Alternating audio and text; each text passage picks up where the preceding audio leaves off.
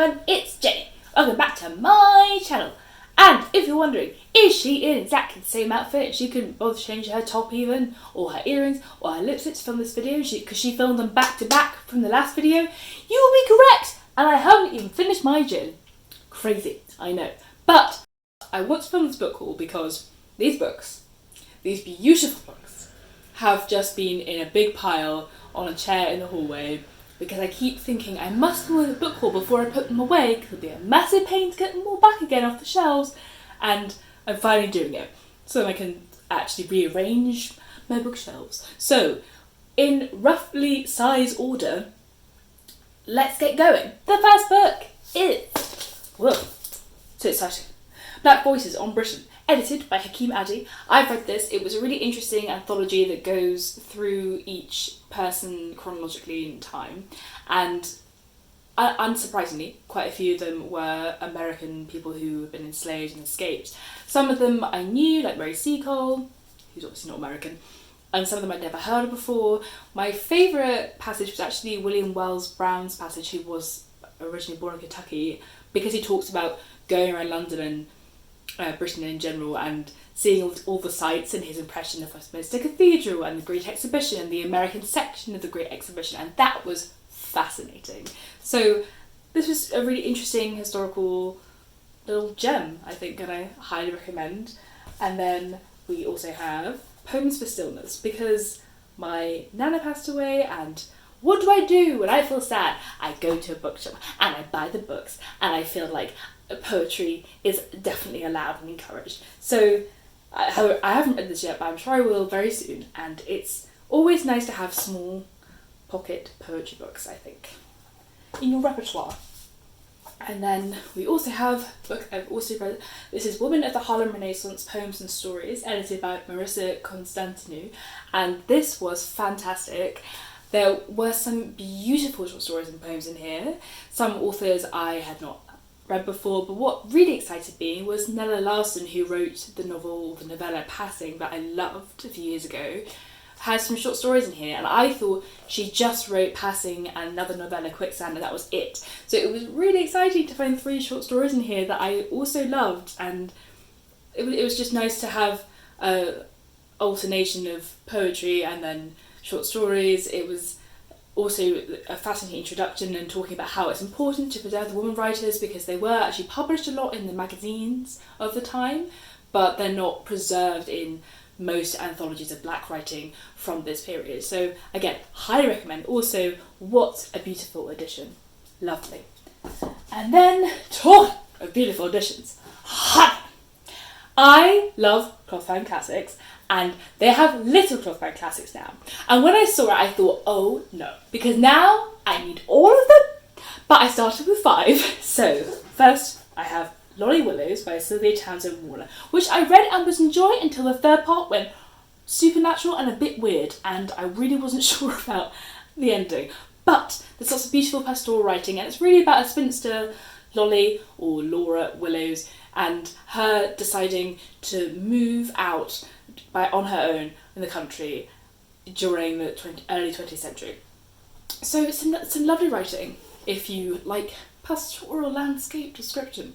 I have a short story collection, The Star Child by Oscar Wilde. The cover! I mean, I've read some of his short stories, not all of them. I think they're probably quite fairy tale. So things like The Happy Prince I know I've read, but I'm sure there'll be some gems in here I've not got to yet.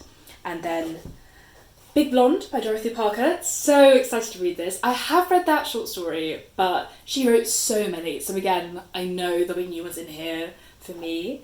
And then one that I really feel like I should have read, but haven't, is The Lottery by Shirley Jackson. This again has other short stories in here, but she's one of those authors I really have read so little of. I think I've read 3 tiny short stories and that's it. And to be fair, I'm not one for horror, but I do actually want to read The Haunting of Hill House, because I think her writing, from the tiny bit I've read, is great. So I was so excited to discover her and read The Lottery, which is one of her most famous works. And then something I've read before, but want to read again, is Metamorphosis by Franz Kafka, because it's been a while, honey. It's been like half my life ago. When I was 14 I read this, and then studied the play as well. And again, it's got more short stories in it. I love short stories. I read lots of short story collections last year. I absolutely loved it. Really got into the form, and I've as you will soon see, have lots more short story collections that I bought. And then, changing the tone, I have a Japanese. Is this a classic? I don't know if this was actually published, but it's called The Sailor Who Fell from Grace with the Sea by Mishima and Mishima. We'll go with that. They have this beautiful set from Vintage Classics. Do I want to order them? Yes. But I'm going to start with this one, try and be restrained, and buy them one at a time instead of buying all 6 and then not reading any of them. Because, have I done that before? Yes. And another poetry collection from my fave, Mary Oliver. This is 1,000 Mornings. It was beautiful. I found it in the bookshop when my nana was dying and found a poem that just like really resonated with me called I Happened to Be Standing, and I just took it as a sign. I got to buy this book, and do I need an excuse to buy a book? No, but I will take one if there is an excuse to buy another book. And moving on to non-fiction, we have The Unwomanly Face of War by Svetlana Alexievich. This was incredible. I just finished this. Oh my goodness, this is the 3rd book I've read by her. She is an kind of oral historian. She goes and interviews people and records their conversations and then types them up and then edits everything together and compiles it together. And this is a woman's perspective on the Second World War and then fighting. And what's fascinating is how women in Russia, or well, I should say the Soviet Union at the time, just did everything, and in a way that we really didn't let our women do in Britain. They were snipers, they were in tanks, being medical assistants, they did everything, and there's such a broad range of experience here. And yes, it's harrowing, but it's such an incredible piece of writing and a perspective you just don't get, the woman's perspective in war. So highly recommend this. This is my favourite of the books I've read by her so far, I would say. And then one I really want to get to soon is Stasi Land, Stories from Behind the Berlin Wall by Anna Funder. I mean, that sounds great. That's all I have to say about that. And then I have a big short story collection.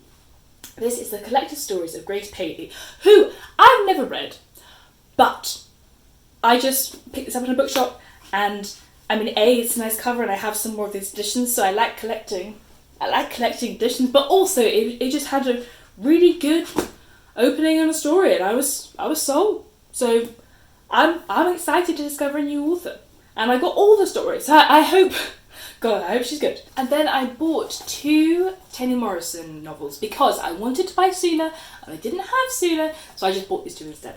And I've read this one. This was the first one that I read the year. This was starting the year with a bang. It was beautiful. It's about Frank Money, who is a Korean War veteran, and has come back kind of traumatised from the war, but it's really his redemption story of how he gets back to his family and himself and gets over his trauma and comes to terms with coming back to America and the harshness of the racism there and how to live among that country again. And then this one, all I know about it is that it's set during 17th century North America, so slavery, gonna be brutal.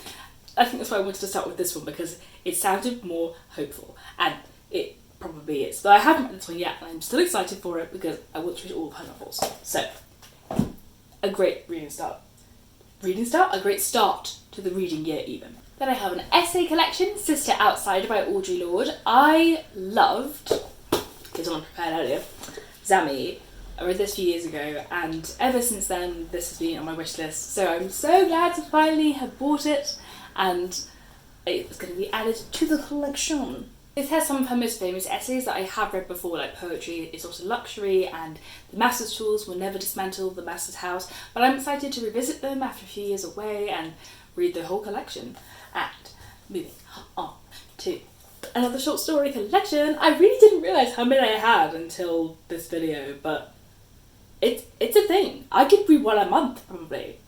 This is A Day in the Life of a Smiling Woman, The Collected Stories by Margaret Drabble. And I would be lying if I didn't say that the title of this book really intrigued me. And she's also one of those authors that I've heard of but never read, but I feel like I should read.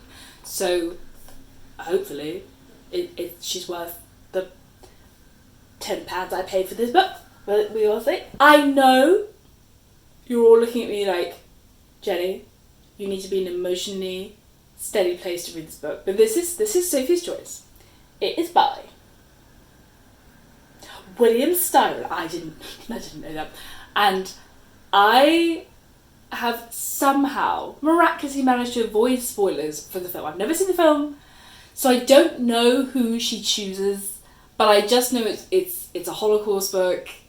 It's gonna be sad, and it's long, and I will probably not be reading this in January because January is just a sad month. So we'll see when I get to this, but I really want to read the book before I see the film. Yes. Heaven help me. Okay, we're on to hardbacks now, baby. This is Jean Keats poetry. It's part of the Nature Poets series that I'm slowly collecting, and I went to Keats' house last year, which was lovely, and I just love Hampstead Heath, and I think he's an incredible poet considering he was like 24 or something awful when he died, so I just want to have his poetry. And the end papers aren't actually that pretty, but the cover is pretty, and it would just be nice to have a proper Keats collection, you know? So I can walk out onto the heath and read his Ode to Autumn when the time is right. And speaking of poetry, I also have High Windows by Philip Larkin. I bought this because I went to see Empire of Light, which is an incredible film. You should all go and see it because Olivia Colman is a gem. And her character really likes poetry, and this poem, The Trees from this collection, is in the film. And it really moved me, and I just rushed out immediately to buy Philip Larkin poetry after seeing the film. So I'm excited to read the whole collection, and even though he, as a person he sounded a bit dodgy or a bit grumpy, the poetry, chef's kiss. So that will be nice. Also, I found out Faber a few years ago did these 90th anniversary editions where they have a poet for each decade that they've been publishing, which is cool. So do I want that? Yes, I do. Another collection for me to start. Oh no.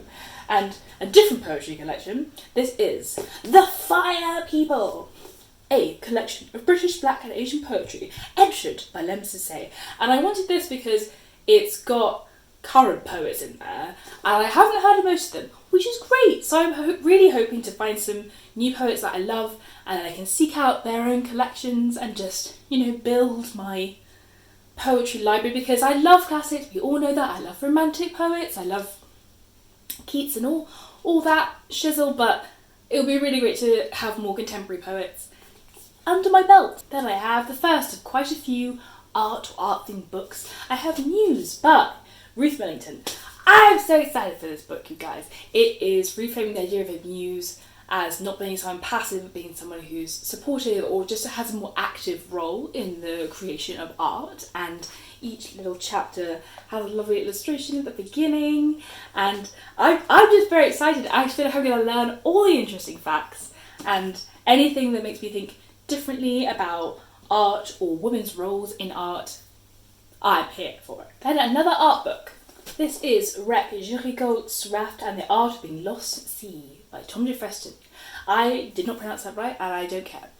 It has, this is very exciting, the painting that it talks about and centres around in the end papers, which is in the Louvre. And I have seen this painting, and I didn't care about it like he does, but this man is an incredible artist and illustrator who I've bought books he's illustrated before, and he's obsessed with this painting, and he is looking at, I think, depiction of suffering in art and the value of that, and kind of trying to recreate some of the or art inspired by this painting. It's one of those books, I'm not entirely sure, like, it feels like it's part memoir, part discussion of art, but it just sounds like the kind of thing I like, so I bought it, and it was half price, and your girl loves a sale. So here we are, and then going away from art for a second. Actually, no.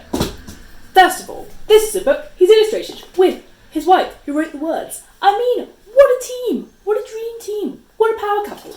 And there's no pictures in that one. That's let me find a picture. Ooh, a picture. Nice. And I didn't know anything about this, but they did a book before called Judy and the Shark, and I loved it so much. And all my family read it, and they all loved it, so now I need the next one. And it has paw prints on the side. I'm in. Yes. And then, going away from art for a second, I have another short story collection. Another one! This is Today a Woman Went Mad in the Supermarket by Hilma Owolitzer. The title, immediately I am sold. And that's basically it. She's a writer I've never read before, even though she's well published. I think she's American, I want to say. Well, she lives in New York, so we'll presume so. But I just want to read that short story, and if the title's anything to go by, I will love this book. So that's nice. And then, oh no, they're getting far away. I must pull them towards me. And then a book that is so pretty. Devotion by Hannah Kent. It has, look. Oh my god. Stunning! It is historical fiction. This is my jam. I read The Good People by her a few years ago, which I enjoyed. It's set in 19th century Europe. Russia, even. And I think it's about two girls' friendship and how they are part of some kind of religious, not cult, but religious group that is persecuted in Prussia, and they have to leave to Australia. And I think it's about how their relationship or friendship survives, or maybe it doesn't survive. Who knows? But I think it's about that historical time, and I was thinking about how I don't really read books set in that time that are set outside of Britain very much. I'm very much focused, on that 19th century Regency Victorian time, but in the UK. So I'm excited to read about the rest of the world in a story, and it's going to be great. I have every faith.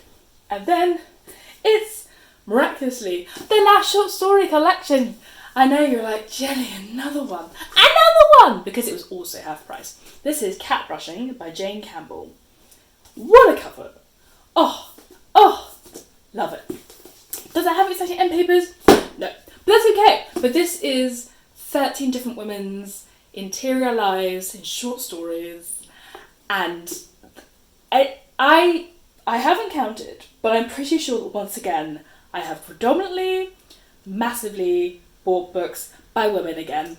It's just my jam, okay? If it's about women, by women, I love to see it. And then, speaking of that, I have The Marriage Portrait. I have wanted this immediately when this came out, and then I thought, no, Jenny, you must hold back, be restrained, because you will not read this for months. And I wouldn't have read this month, so I'm glad I held off. Look at the end paper. Oh my god, awesome. Look at this! Although, Waterstone had another nice edition of it, and I was really torn between which one to get, and I keep thinking about that other edition, like maybe I should have got the purple and gold one instead. But this is the most middle class first world problem you ever heard. So it's historical fiction again, which is great because I loved Hamlet, and I'm excited that she's gone into another foray of non-fiction. It's set in I want to say 14th century. I completely wrong. It's set in the 16th century Italy, and it's about a young girl who's 16. He's been married off to this dodgy guy who isolates her and wants to kill her, and she's like, oh no, what do I do? I'm going to find out. So it's quite long. So I guess if she does die, he can't kill her that quickly. Maybe she doesn't die. But I'm just excited for a new Maggie Farrell historical fiction. Yes! And then we're going back to the art books, people. Yes, we are. This is A Little History of Art by Charlotte Mullins. Go figure what this is about. It's chronological. Does it have pictures? It has pictures! Books should all have pictures, you guys. So this is why I think I like art books, because I'm just a basic bitch and I like pictures. Because I'm a child. And then another art book. This is Frida, Star Icon. Look at this cover. Oh my goodness. Look at oh my god. That wasn't an exciting page, I'm sorry. This is better. It's gonna be good. And then a book that is okay. This is not an art book, but it sort of is an art book. This is Alison by Lizzie Stewart, and it's a graphic novel, which is so exciting because I never buy them because I always think they're expensive. Am I really going to reread this? But this has a lovely art style, and it's about a young woman who meets this much older artist and kind of abandons everything for him. And I just have heard really good things about this. I'm probably going to read this next. I'm just very excited. And then a book that was so highly praised was Waterstone's Book of the Year is The Story of Art Without Men by Katie Hessel. Again, that's what it says in the tin. It's chronological, and it has nice end pictures. Whoa! That's pretty good. Not gonna lie. And it has lots of pictures. So I'm all for it. And I think this will be a nice one to dip in and out of. I don't think I'm going to read this solidly necessarily, but I love that there are more books coming out at the moment that are just reframing like women's positions in literature and art and culture and just, up the woman. And last but not least, and also in the same theme, I have, it's heavy, Great Women Painters. And this is literally 300 women painters, and then you have one artwork and a little paragraph about them. So again, I'm really excited because I know almost every single woman in this book. I will never have come across or heard of before, and if I like a painting, then I might get a print of it, put it up on my wall, or just Google them and see what else they painted. It's going to be a fun journey. And I know they've got a similar book, but just great women artists, and maybe if I like this, I'll get that and see women artists in different mediums apart from painting. So, wow, that really was heavy. Those are all the books. I know it's a lot. Actually, tell a lie, it's not. I also bought The Secret Lives of Church Ladies, and I cannot for the life of me remember the name of the author, but it's not sodding arrived yet. I will put a picture up here somewhere. But I'm excited for that too. And guess what? It's a short story collection. The floor is now an exciting mess of beautiful books that I cannot wait to read. And if you have read any of these, or you think I should prioritise one, let me know. And I will see you soon for more bookish shenanigans. Bye!